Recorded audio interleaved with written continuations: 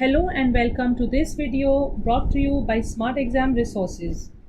In today's video, I shall explain to you the paper 2019, May June 2019 paper for chemistry, and that's variant 2-3. So let's begin. Question number 1. Hydrogen chloride gas Mr36.5 is released at P in the apparatus shown. The universal indicator paper turns red after 38 seconds. The experiment is repeated using sulfur dioxide Mr equals 64. What is the result for sulfur dioxide? So you need to compare between the color changes of the universal indicator paper and the time needed for this color change to happen. Now look at the gases that are given to you. What is the nature of the gases? Hydrogen chloride gas as well as sulfur dioxide gas, both are acidic gases. First thing, now compare the MRs. The MR of sulfur dioxide is greater than the MR of hydrogen chloride gas. Keeping these two in mind, now I'll show you some more information. Try to connect the info that you've just read. Factors affecting diffusion. Of all the factors, let's focus on the molecular mass. The lower the molecular mass, the greater is the rate of diffusion. That means the heavier molecules tend to diffuse slower. Now think of the gases that they have told us. They told us about sulfur dioxide, which has a much greater molecular mass, or the MR, compared to the hydrogen chloride gas. So being heavy, it is going to diffuse slower and it is going to take much more time as compared to the hydrogen chloride gas. So one thing is very clear. Next thing, we had to choose between the color changes of the universal indicator paper from red or blue. But you can see all the shades of blue are towards the alkaline side. So the red is indicator of the acidic solution, okay, or the acidic substance. So we definitely know that our answer is going to be some time which is greater than the time for hydrogen chloride gas, and the color is obviously going to be red. Now let's zero down on the answer. So as you can see, there's the time which is 51 seconds, which is higher for the red, and that is the option D, right? Okay. Now question number 2. Which piece of apparatus is used to measure 24.8 cubic centimeters of gas produced during a reaction? So for this, let me show you the apparatus. There's a burette, graduated cylinder, pipette and volumetric flask. Now burette and volumetric flask are used in titration reactions. The pipette is used to measure of exact volumes, and pipette can come in different sizes. It can come in 10 millimeters or it can come in 25 milliliters, etc. So you do not have graduations on the pipette, so you cannot measure of in between ranges, okay? Whereas for graduated cylinder, yes, of course, it's a measuring cylinder with so many graduations, so obviously you can measure of the different volumes in between 0 to 100 ml. So going back to the question, let us just mark the answer as measuring cylinder. Now the RF values are used to identify unknown substances using paper chromatography. Which statements about RF values are correct? 1. RF values are always less than 1. Let me just verify this. You too can do this during the exams. It happens very fast. So this is your baseline and this is your solvent front. Suppose the distance between the baseline and the solvent front is 10, and suppose this is the solute A and the center of the spot or the solute, the distance between that and the baseline is 5. So that means, what's your RF value? RF value is going to be the distance between the center of the spot and the baseline, which is 5 in this case, divided by the distance between the baseline and the solvent front, which is 0.5, right? So what's happening over here? The value of the RF is always going to be less than 1, because the solute will never travel a distance which is greater than the solvent front, right? So numerator is always going to be less than the denominator. So therefore the RF value will always lie, it will be always lower than 1, okay? So the first answer is correct. The option 1 is correct. Now option 2. RF value is the distance traveled by the solvent divided by the distance traveled by the unknown substance. Is the exact reverse. It has to be RF value is the distance traveled by the unknown substance divided by the distance traveled by the solvent. So option 2 is wrong. Option 3. The higher the RF value, the further the unknown substance travels.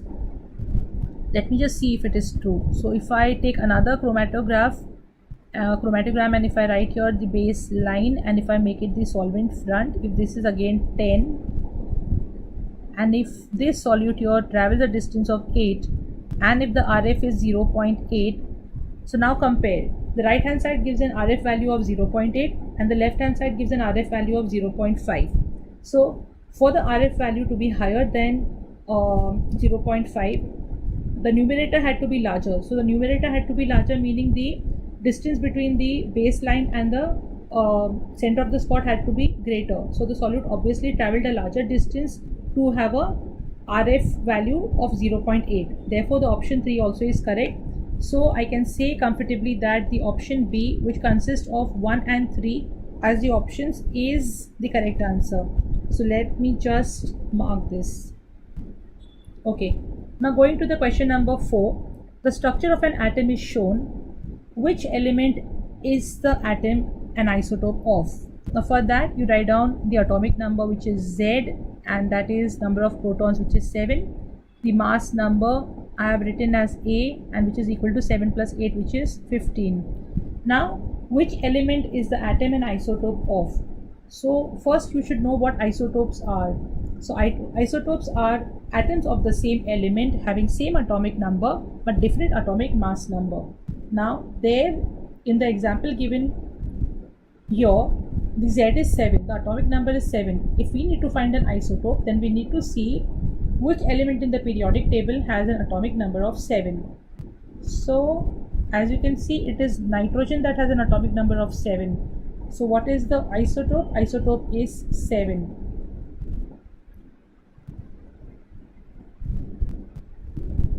So let me just mark my answer here. That's nitrogen. Which row describes the formation of single covalent bonds in methane?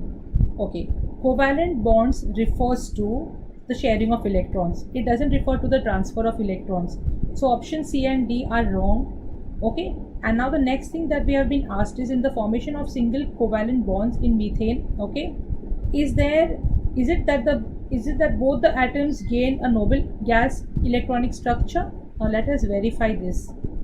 Here is methane getting formed, okay, and what is happening is hydrogen has just 1 electron, so its electronic configuration is going to be just 1. Now carbon has 6 electrons, its electronic configuration is going to be 2, 4, and when it enters into this kind of covalent bonding, it will now have a new electronic configuration. So let me just write down the new electronic configurations here.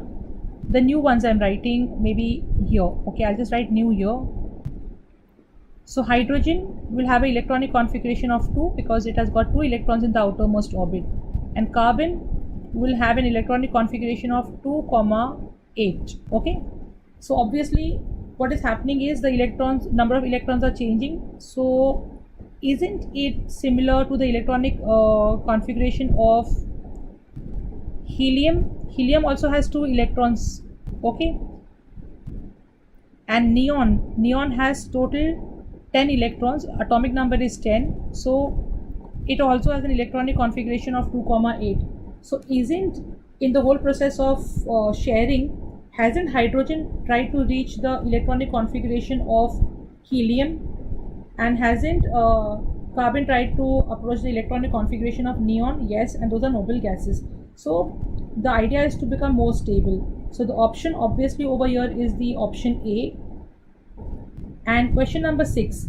Which statement describes the structure of an ionic compound? Well, ionic compound. Ionic means there's going to be ions, and because it's an ionic compound, there's a repeating structure or a repeating lattice. Is a giant lattice of oppositely charged ions. For that I've just taken a simple example of sodium chloride.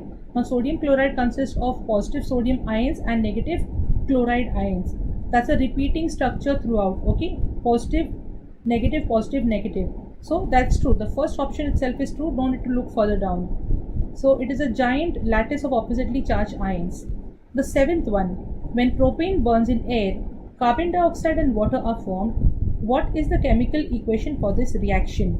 Now all the 4 options are talking about carbon dioxide and water being formed. So this is an obvious example of a complete combustion, right? Now the only skill that is required of you is that to balance your equations quickly, okay, and get the correct possible answer in what time? In just what, 1 minute. It's an MCQ paper, and practically don't even have to balance the equation because they have done the balancing. You just have to count the number of atoms to the left and the right for each element, and you're sorted. The equation which is giving you the equal numbers on both sides is the correct answer, and here I can see the answer is your 7D. Okay, so we are done with the first 7 questions. So question number 8. What is the concentration of a solution that contains 25 grams of NaOH in 500 cubic centimeters of water? So if you see this, they have asked you to find the concentration in moles per cubic decimeter. So first you need to convert 25 grams of sodium hydroxide into moles of sodium hydroxide. Next is to change the units of volume of water from 500 cubic centimeters to 500 into 10 raised to minus 3 cubic decimeters. So whenever you have to change from cubic centimeters to cubic decimeters, you're going to divide by 1000. So look at the steps here. So concentration is equal to number of moles of the solute upon volume of the solvent. Now solute is NaOH, solvent is the water. Next is you need to find the moles of NaOH. Moles is equal to mass upon Mr. Okay. Then Mr is equal to Mr of NaOH is equal to Ar of sodium plus oxygen plus hydrogen. Add all the Ars, you get 40 as your answer. Then you find the moles of sodium hydroxide by doing 25 by 40, which gives you 0.625. Finally, find the concentration by dividing 0.625 by 500 into 10 raised to minus 3, and you get 1.25. So going back and circling our correct answer. So 1.25 moles per cubic decimeter, that's option C. Now an aqueous solution of copper 2 sulfate was electrolyzed using copper electrodes. So there's copper 2 sulfate, they are using copper electrodes, and they are asking us which equation for the reaction at the anode is correct. So now anode is the positive electrode, so this is my anode. I'm only going to focus on the anode because they're only asking me about the anode. Now you need to know oxidation is loss, reduction is gain. So reduction happens at the cathode and oxidation happens at the anode. Okay, so this is happening at the anode, oxidation at the anode. RC means Royal Challengers. Okay, Royal Challengers, and what is remaining is oxidation at the anode. Oxidation is loss. So whenever there is a loss of electrons or hydrogen, it is going to be at the anode. I'm going to talk about the loss of electrons because here the equation is only involving electrons. So I'm going to see which electrode is talking about the loss of electrons. Now, if you look at the first equation, it is telling you that copper, if I write the state equation, it would have been copper solid loses 2 electrons to get into the solution as copper ions. You'll wonder why is the minus 2 electrons to the left. You can write it to the right as well, there's no harm in it. So I could have written the same equation as copper solid gives you Cu2 plus 2E minus. So isn't it telling you about the loss of electrons? Well, yes. So this is the equation for the anode, the equation A. So let us mark the option A as the correct option. Okay. In the manufacture of aluminium by electrolysis, aluminium oxide is dissolved in molten cryolite. Why is cryolite used? Well, it is used to lower the melting point of aluminium oxide. Because when cryolite is added to aluminium oxide, then the melting point of the mixture gets lowered, okay, and that saves on the production cost, okay. So therefore the only obvious reason for adding cryolite is that the mixture now has a lower melting point as compared to the pure aluminium oxide. So the option is option D, 10D. This is a basic concept based question. There's no application skill involved in this. Okay, question number 11. Which statement about a fuel cell in a car is correct? Well, a fuel cell is basically a highly non-polluting cell. Its raw materials are hydrogen and oxygen, and the only byproduct is the water, which is harmless to the environment. It is said that it is such pure water that it is also suitable for drinking purposes, and the electricity that is generated with this kind of a fuel cell is also able to run a large number of appliances. You can have a look at the little write-up that I've put on the screen. So over here, if you can see that the fuel cells are unique in terms of variety of their potential applications. They can provide power for systems as large as a utility power station. and as small as a laptop computer. So you can just read this thing on the screen. So the uses are plenty. The power is can be harnessed for a lot of things like. So 11, the correct option for the question number 11 is obviously the option D. The fuel cell produces electricity which powers an electric motor.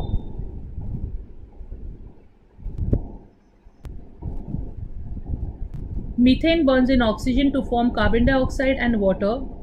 The bond energies are shown in the diagram. What is the energy change for this reaction? So let's solve it.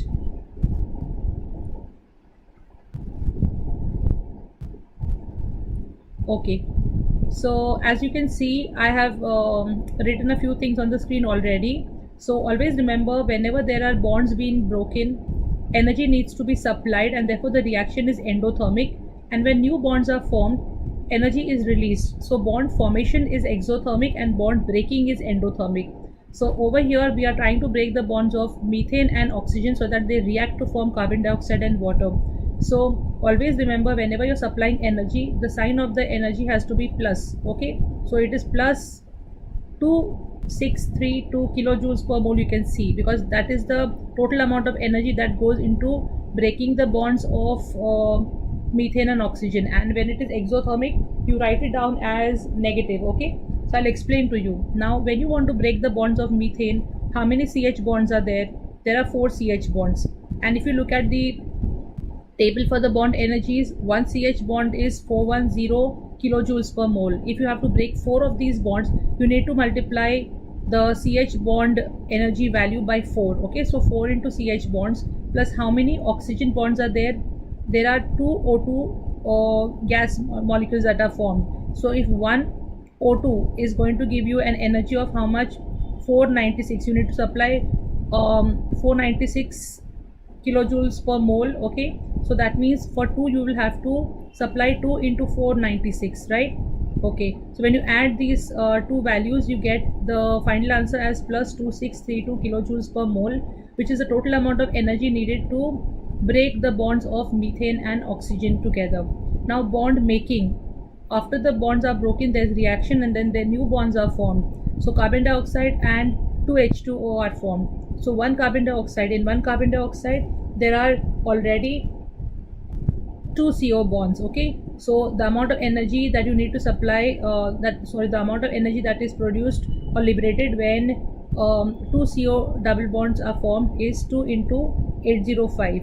Now look at the water. The balance equation shows you 2 water molecules. So in one water molecule there are 2 OH bonds. So in 2 water molecules there will be 4 OH bonds.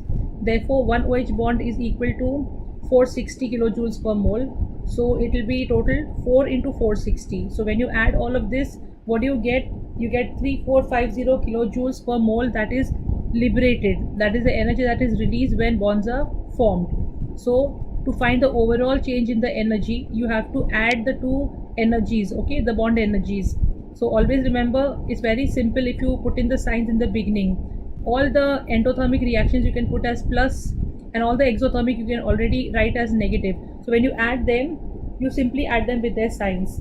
So the endothermic reaction is plus 2632 kilojoules per mole and the exothermic reaction is minus 3450 kilojoules per mole. When you add it, you get an answer as minus, sorry for that, there has to be an equal to sign over here. So before this there has to be an equal to sign, sorry for that. Okay, so the value is equal to minus 818 kilojoules per mole. So then you come to know that the final amount of energy that is released is 818 kilojoules per mole, and the overall energy change is exothermic because there is more energy lost in the process than is supplied to break the bonds. Okay, so now we are going to mark the appropriate answer. Okay, there it is. Question number 12, the answer is A. Question number 13. Which change in reaction conditions increases both the collision rate and the proportion of molecules with sufficient energy to react? Now over here, what are they asking you? That you will change only one condition and there are two effects that are going to be as a result. What is the first effect? The first effect is that there is an increase in the number of collisions. That can happen when the temperature is increased. and the proportion of molecules with sufficient energy to react, that also is possible only when the temperature is increased. Okay, so you have to increase the temperature. That's the only way of getting these two things to happen. So when temperature increases, the average kinetic energy of the particles increases, so they will have sufficient energy to react. And secondly, when they have enough of energy to react, so they are going to enter into more successful collisions.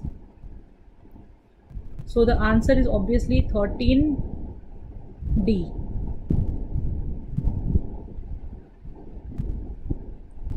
Now moving ahead to the 14th question.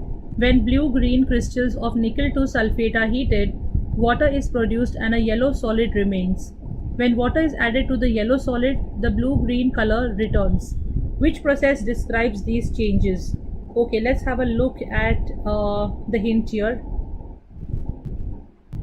So as you can see, there are reactants which are changing into products. The blue-green nickel sulfate is changing into some yellow solid. When water is added, it changes back into the blue-green nickel sulfate. So obviously, without saying anything further, it's very clear that it's a reversible reaction. Okay, reactants are changing into products and products are changing back into reactants. So let me just circle the correct option here, which is 14D in this case. So here we are done with the questions 8 to 14 also. Now moving to the next page. Okay, next page of the screen. I mean, obviously there are two pages on one screen. Okay, so now question number 15. A reaction between nitrogen and oxygen is shown. The forward reaction is endothermic. Okay, so the forward is endothermic, which change increases the equilibrium yield of nitrogen monoxide. Okay, so they want to know that making which change is going to increase the yield of nitrogen monoxide. So first of all, talking about the pressure, look at the moles on the left and the right. The moles on the left are 2 and the moles on the right are also 2. Okay, so there are equal number of moles on the left and the right hand side. So when the moles are equal, pressure will not be able to affect such kind of a reaction. So the option involving pressure A and C are totally incorrect. Now you need to focus on the temperature. Whether you can increase the temperature or decrease the temperature. What can you do? Look back at the first line. A reaction between nitrogen and oxygen is shown. The forward reaction is endothermic. Forward reaction is endothermic, meaning energy is needed. More energy is needed or taken in when NO is formed. So formation of NO requires energy to be supplied. So you need to increase the temperature if you want to increase the NO. And the question is, which change increases the equilibrium yield of NO? Obviously increasing the temperature. Question number 16. Which changes represent reduction? So like I told you, oxidation is loss of electrons, reduction is gain of electrons. So if reduction is gain of electrons, where is it accepting electrons? So if you see Cl2 plus 2E minus gives you 2Cl minus, chlorine is accepting electrons. So chlorine is undergoing reduction. Okay. Second thing is what? The oxidation state is going from 7 to 2 in manganese. So again there is a decrease in the oxidation state. Decrease in the oxidation state is further reduction. So the equation 1 and 2 are reductions. And question number, the option 3 is telling you sulfate 4 is changing to sulfate 6. But here there is an increase in the oxidation state. So that is oxidation. So only options 1 and 2 are telling you about reduction. And option A is about option 1 and 2. So we can say that 16A is the correct answer. And I can mark 16A and I can just show you what I have given you as a hint over here. So here for the hint I have just mentioned what I told you. Oxidation is loss of electrons, oxidation is loss of hydrogen, oxidation is gain of oxygen, and oxidation is the increase in the oxidation numbers. Going back. Okay. What statement about carbon monoxide and aluminum oxide is correct? Okay, they are asking about oxides. Do you remember which are the neutral oxides, basic oxides, acidic oxides, amphoteric oxides? If not, then look at this hint. Okay, you can note this down. So after you note this down, there shouldn't be any confusion about the question. Okay, the way you're going to answer your question. So obviously what can you say? That carbon monoxide is neutral and aluminum oxide is amphoteric. Like I told you, this you can answer only you have the knowledge about the oxides. If not, then you won't be able to score. Okay. Question number 18. The position of elements W, X, Y and Z in the periodic table are shown. Which elements form basic oxides? Remember, the metallic oxides will form basic oxides and the non-metallic oxides will form acidic oxides. Now, do you know which are the metallic oxides and which are the non-metallic oxides, or where in the periodic table is your metals and where are the non-metals? If not, then have a look at this hint. Well, there is color coding, you can refer to it, and then based on that you can try answering. Like I told you, the metals will form metallic oxides and the non-metals will form non-metallic oxides. And after having a look, I hope you will be able to answer correctly. Match your answer with mine. Okay, W, X and Y. W, X, okay, they are obviously they are metals, and Y is again a transition metal, so you have W, X and Y as the metals which are going to form metallic oxides, and Z obviously will form a non-metallic oxide. Okay. Question number 19. Solutions of acid R and acid S have the same concentration. The same volume of each acid at the same temperature is reacted with the same mass of magnesium ribbon. The volume of hydrogen produced is measured. Which statement about the reactions is correct? So, acid S reacts faster than acid R. It doesn't react faster. It's less steep. The final volume of hydrogen produced in each reaction is different. Obviously, it's not different, it's the same. Acid R is stronger than acid S. Is acid R stronger than acid S? Well, yes. Acid R is stronger than acid S. Why? Because it is reacting faster. And acid S is stronger than acid R, which is not true. Okay, the answer is 19C. 20. Part of the periodic table is shown. Which row describes X, W, X, Y and Z? Metal and non-metal. Like I told you in the previous question number 18, you must know where the metals and the non-metals are in the periodic table. So obviously this doesn't need any more explanation. I hope you will be able to give me the correct answer only as 20B. That X and Y are the metals and W and Z are the non-metals. Okay, fine. So these two questions are directly based on the periodic table, on the same concept rather, you can say. Similar concepts here. Okay. Now going to the next question. Question number 21. Which statement about the properties of elements in group 1 and in group 7 is correct? To answer that, let's look at the group 7 elements. Reactivity of halogens. So the most reactive ones are on the top and the less reactive ones are towards the bottom. So that means reactivity of halogens decreases down the group. So they are talking in terms of bromine and iodine, that bromine is able to displace iodine from its compound. So yes, it is true, because bromine is more reactive than iodine. So definitely it has the capacity to displace iodine from its compounds. So the first option itself is correct. Gas G has 10 electrons, gas H has 8 electrons more. So I'm writing it down here. Gas G has 10 electrons and gas H has 8 electrons more, so it has got 18 electrons. Both gases are monoatomic. Which statement about G and H is correct? So to find this out, we'll have to look at the periodic table. Also, we'll have to look at the elements that have the atomic number 10 and 18. So as you can see, I've already circled neon and argon are the elements having the atomic numbers 10 and 18, and they are exactly one below the other, so they are in the same group.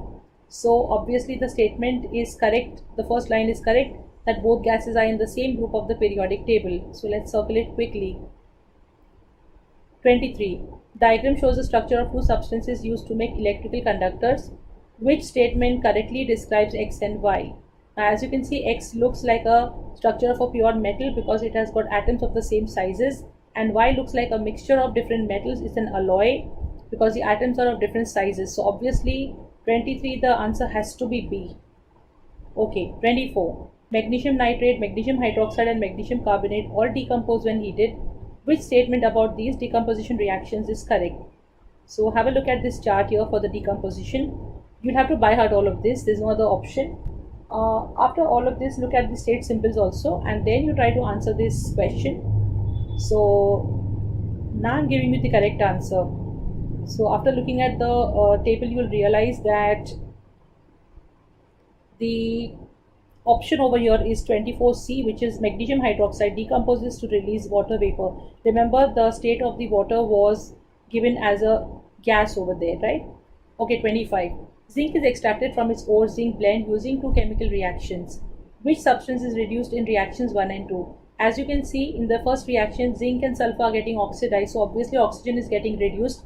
And in the second reaction, carbon is getting oxidized, so definitely zinc oxide is getting reduced. So obviously the answer has to be 25B, right?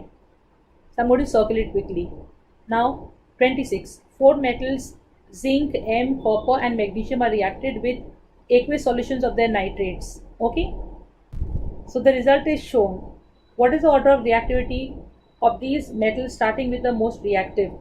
So as you can see, the tick means it reacts and the cross means it doesn't react. So magnesium has got the maximum tick, so it's definitely more reactive, the most reactive. Zinc is with 2 ticks. The metal M is with 1 tick and copper is with no tick. So obviously the order of reactivity is magnesium is more reactive than zinc, zinc is more reactive than metal M, and metal M is more reactive than copper. So it's 26, option D. You have aluminium is used to make containers for storing food. Which property makes it suitable for this use? If it is used for making storing food, so definitely it's going to have the property of resisting corrosion. Okay, so you need to relate the uses to the properties. That's very important for the metals, right? So I'm going to circle C option, 27C. Okay, now going further. Question number 28. Water can be treated by filtration then chlorination. Which uses do not need water of this quality? Cooling in industry, washing clothes, obviously this kind of purified water is not needed. Obviously this kind of water is needed if you want to use it for drinking purposes. So the 28 option is B obviously. So let me just circle it quickly. And question number 29. Catalytic converters in car exhaust change polluting gases into non-polluting gases. Which statements about oxides of nitrogen and car engines are correct? So you can answer this question only if your concepts on catalytic converters is clear. Okay, so I won't be going into the details in this video because this is just a video to help you solve the MCQs, but definitely this is a concept based question. So if your concepts are clear, you will be able to give me the answer as 29B, which tells you that the oxygen in the oxides of nitrogen comes from the air in the car engine. And the third option also is correct, that catalytic converters convert oxides of nitrogen into nitrogen and other gases. So 29B is the correct answer. Now question number 30. Now the diagram shows an experiment to investigate how paint affects the rusting of iron. What happens to the water levels in tubes P and Q? So the tube P has got iron which is not painted, but the Q1 has got iron which is painted. So paint is going to prevent rusting. So in the test tube P, the iron will start resting, it will take away the oxygen and water will be seen to rise up in the test tube P. Whereas in the test tube Q, there is no corrosion happening for the iron and therefore the level of the water will not rise. Okay, this is the observation you will be seeing in test tube P and Q. So what's the obvious answer over here? That is option D. Okay. Now 31. Which row about the carbon cycle is correct? So there are processes that are mentioned, photosynthesis and respiration. Well, photosynthesis takes in the carbon dioxide from the air and therefore it is removing carbon dioxide from the atmosphere. So the answer has to be either of A or B. Now, what is the process of returning carbon dioxide to the atmosphere? Cracking doesn't return carbon dioxide. There is no carbon dioxide produced. There is no carbon dioxide produced in cracking reactions. So the only correct option here is 31A. Okay. So I'll just put a circle around it. Okay. Ammonia is manufactured in an exothermic reaction. So exothermic means it is the forward reaction is exo. So I can just write in this way. I'm just mentioning here for your sake. This one is exo and the backward is endo, right? So what's going to happen over here? What is the effect of lowering the temperature on the rate of formation and equilibrium yield of ammonia?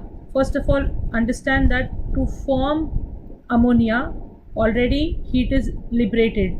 So it doesn't take in a lot of energy to form ammonia, but when ammonia is formed, heat is liberated and the excess of heat energy is then used to break down ammonia into hydrogen and nitrogen. So hydrogen and nitrogen will be formed only when the temperatures are too high. That is, ammonia will start breaking into nitrogen and hydrogen at higher temperatures. But lowering the temperature will have a benefit on the yield of ammonia, that is, the equilibrium yield will increase. Why will the equilibrium yield of ammonia increase? Because now the temperature is low, it is not high enough to break down the ammonia back into nitrogen and hydrogen. So one way it is beneficial that the yield of ammonia, the equilibrium yield of ammonia will be increasing. But what about the rate of formation? At lower temperatures, there will be less number of successful collisions, so the rate of formation will be decreased. So 32, the answer is B, wherein it says that if you lower the temperature, the yield of ammonia, the equilibrium yield of ammonia will increase, but the rate of formation of ammonia is going to decrease. Which row shows the conditions used in the contact process? Well, this is a concept-based question again, and if you have learned your concepts well, you will be able to say that at 450 degrees Celsius at 2 atmospheres pressure and with the use of vanadium pentoxide, the sulfur dioxide is manufactured in the contact process. Fine. Now we go to the next slide, and that is question number 34. The diagram represents a lime kiln used to heat limestone to a very high temperature. What leaves the kiln at X? Now anything that is heavier is not a gas is going to leave at X. So you need to understand what are the products of decomposition of limestone, that is calcium carbonate, because limestone is largely calcium carbonate. So calcium carbonate will decompose into calcium oxide and carbon dioxide. Carbon dioxide is a waste gas. It will be escaping from the upper outlet, and calcium oxide is obviously a solid and is going to come down as X. Okay, so the obvious answer for 34 is your C, which is calcium oxide. Which fuel could be gasoline? Gasoline is petrol. It is obtained by cracking. Okay, and so first thing they've asked you is it obtained from petroleum? Yes, gasoline is obtained from petroleum. Okay, and so the answer is yes. And is it used as fuel for cars? Obviously yes, it's a very important fuel for cars, so it's going to be 35A. Then you have which statements about homologous series are correct. So homologous series, you should know the general characteristics of homologous series, being they have the same chemical properties, then they have the same general formula, there's a gradual change in the properties of the members of the homologous of the same homologous series, etc. Okay, so now over here you'll have to use your concepts, whatever concepts you know, you will have to make use of those concepts and answer this question. So obviously the answer here is B, because only option 1 and 4 are correct. All members have similar chemical properties. Exactly, whatever you talk about, whenever you talk about the combustion of alkanes, so the overall reaction for the alkanes will still be the same. Okay, all members have similar chemical properties, so whether it is methane, ethane, propane, butane, they'll all undergo complete combustion if at all there's enough of air to form carbon dioxide and water. So whatever is the thing, I'm giving you one example, but whenever you talk about the properties, so all members of the same homologous series will have the similar chemical properties. And ethane and propane are again alkanes, so definitely they are members of the same homologous series. So 36, the answer is B.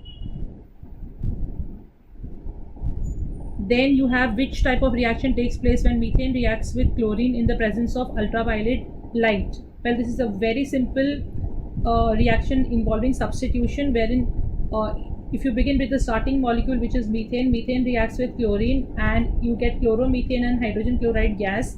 If you see, one hydrogen in methane has got replaced by chlorine, and next time again there's one more hydrogen getting replaced by chlorine, and this replacement keeps happening till all the 4 hydrogens are replaced by chlorine eventually.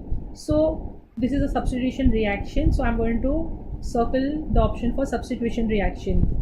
Now, which statement about aqueous ethanoic acid is correct? It reacts with metal carbonates to form salt, hydrogen and water. No. How does a acid react with a metal? So if you talk about the option C, this question is based on the general reaction, so I'm not going in depth of everything because it will take an entire session to explain everything, but just to tell you, the correct answer in this case is going to be C, because an acid will always react with a metal to give you salt and hydrogen. That's the basic outcome of a metal and a acid reaction, right? So you'll only come to know about all of this if again your basics of chemistry are really good. I'm sorry I can't go into all the details because this is just a video to explain to you the MCQs in the shortest possible way, right? So I'm just trying to justify why the answer is correct. Fine. So I'm circling the correct answer, that is C. And then I have the next question, which is telling me that the structure of the ester W is shown. Which row gives the names of the ester W and the carboxylic acid and the alcohol from which it is made? Now, how do I know it's an ester? Because it has got a C double bond O and another C single bond O. So CO stands for the ester group. Now, which row gives the names of the ester W? So first of all, when you're naming your ester, you always name the alkyl group first and the acid group later. Okay. So in this, the alkyl group is this. This is the methyl group. So it has come from the alcohol, which is methanol. So this is methyl. Okay. And then the acid over here is ethanoic acid. So this is methyl ethanoate. Okay. So this is methyl ethanoate. And they're asking us, obviously the next column is telling you which is the carboxylic acid. Obviously you know it's ethanoic acid.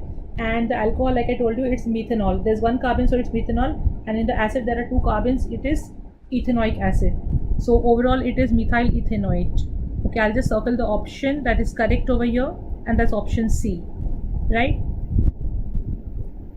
And we go to the next question. And the last question here is, a section of a polymer is shown. How many different types of monomer units formed this section of the polymer? So how many different types of monomer units are involved, they are asking you. So now again, this is what basically C double bond OO, that means it is a ester group, and A plus C gives you E, remember that. So that means an alcohol will combine with a carboxylic acid to give you an ester. So how many different units of the monomers are involved? It's only 2 units that are involved, right? So what's the answer for this one? Obviously is going to be your 40B. Okay, so I'm going to put a circle around the last question here. And well, that's all in today's video on the paper solutions for chemistry for May June 2019 and paper 2-3. And if you want to keep yourself updated with more such videos, please do subscribe to my channel. Thank you.